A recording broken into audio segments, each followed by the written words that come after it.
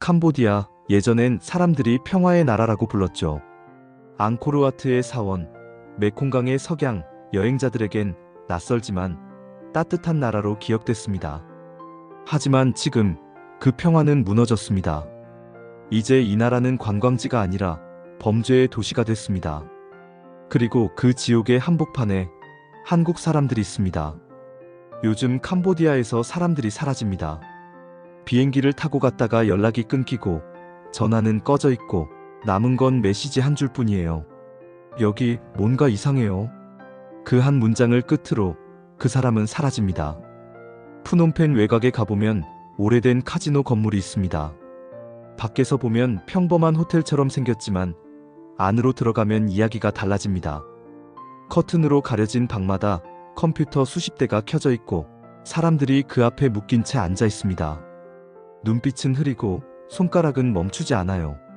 그들이 하는 일은 단 하나, 모르는 사람한테 메시지를 보내서 돈을 빼앗는 겁니다.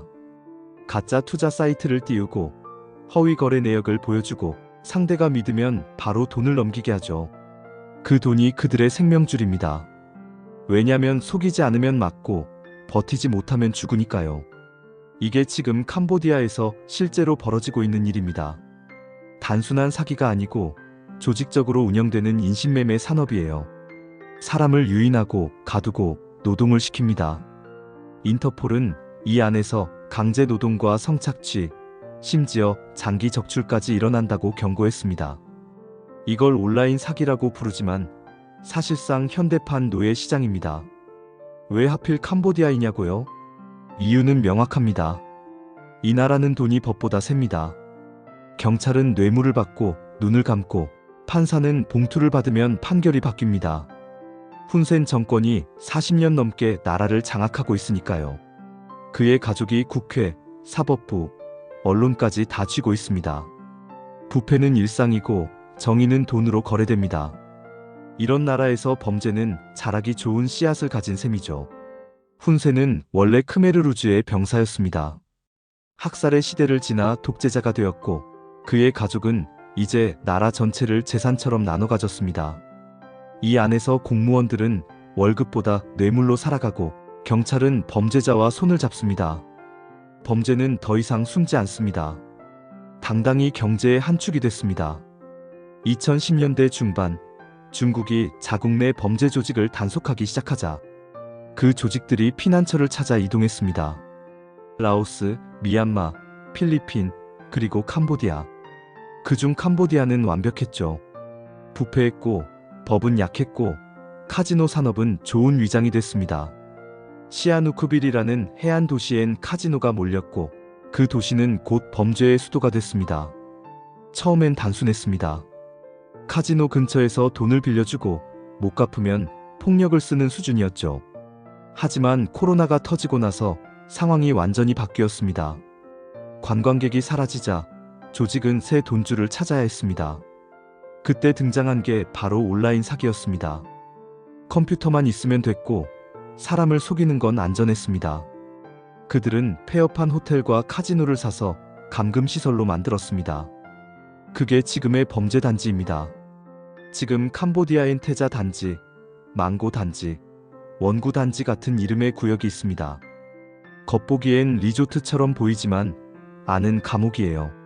철문이 있고 감시 카메라가 돌아가고 무장 경비가 지킵니다. 도망치면 다시 잡혀옵니다. 조직원이 직접 쫓고 현지 경찰은 모른 척합니다. 이 단지에서 일하는 사람만 10만 명이 넘는다고 합니다. 그 중엔 한국 사람도 있습니다. 누군가는 피해자고 누군가는 가해자입니다. 2023년부터 한국인 납치와 감금 사건은 폭발적으로 늘었습니다. 2024년엔 신고 건수가 2배로 늘었고 올해는 그보다 더 많을 거라 합니다. 취업 사기를 당한 사람, 친구의 제안에 속은 사람, 대부분은 큰 돈을 벌 수 있다는 말 하나에 갔습니다. 비행기표를 보내주고 숙소를 예약해주고 공항에 도착하면 차가 기다립니다. 그 차가 향하는 곳이 바로 범죄 단지입니다. 그때부터 여권은 압수되고 전화는 꺼집니다. 그 사람은 그렇게 세상에서 사라집니다. 감금된 사람들은 매일 가짜 광고를 씁니다. 고수익 코인, AI 자동 매매, 해외 투자 리딩방. 우리가 매일 받는 문자와 메시지의 일부가 바로 이곳에서 나옵니다. 한 피해자는 이렇게 말했습니다. 도망치면 죽을 것 같았어요. 그래서 하루 종일 사기를 쳤어요. 살기 위해서요. 살기 위해 사람을 속였다는 겁니다. 이보다 비극적인 문장은 없죠. 한국 정부도 이제 대응에 나섰습니다.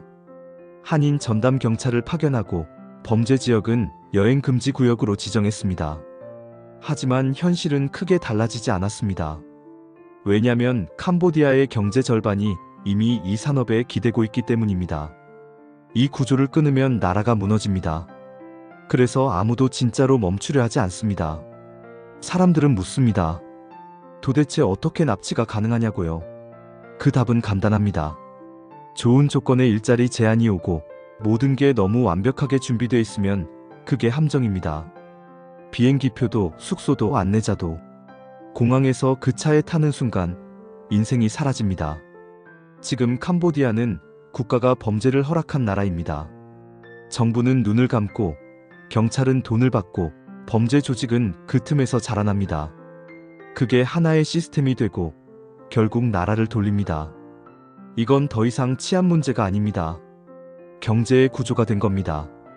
최근 한국은 일부 지역 여행을 금지했습니다. 하지만 이미 늦었습니다. 사라진 사람들의 이름은 명단 속 숫자로만 남아 있습니다. 누군가는 돌아왔지만 누군가는 아직도 그 방 안에서 키보드를 두드리고 있을 겁니다. 살기 위해 거짓말을 치고 있을지도 모릅니다. 이 이야기는 아직 끝나지 않았습니다. 지금도 누군가는 같은 제안을 받고 같은 거짓말을 믿고 있습니다. 우리가 외면하는 순간 그들은 또 사라질 겁니다. 그리고 그 명단 속에는 언젠가 우리 주변에 누군가가 들어갈 수도 있습니다.